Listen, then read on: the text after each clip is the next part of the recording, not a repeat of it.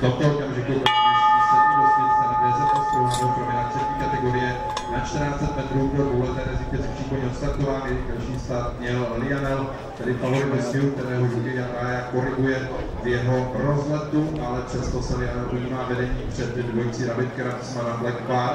Na čtvrté pozici v kompaktní pole a ve svižném tempu pak pokračuje Tile, na páté pozici je tam v této fázi dostihl Rapid, šestý Korfu a pole uzavírá dvojice, respektive na 7. a 8. pozici tam z odstupy Cválají Soči a Annie Tiger.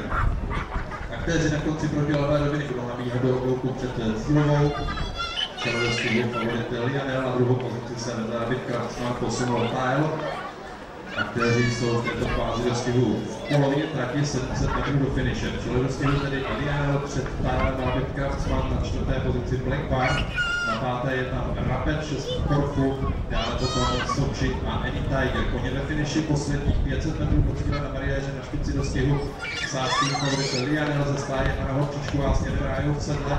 Na druhé pozici se mu snaží přiblížit Tile, ale finišuje ještě dobře také Korfu s Martinou Valerovou. Korfu se dostává na druhou pozici k Tyleovi, čtvrté Black Bar, poslední příklad finišuje Lionel, ztrácí Korfu se snaží přiblížit Lionel, ale udrží vítězství a je to další test vítězů favorit. Lionel na druhém místě Korfu, třetí buď Tile nebo Black Bar a na pátém místě by tam mělo ten Rapid, ale to bylo velice těsné.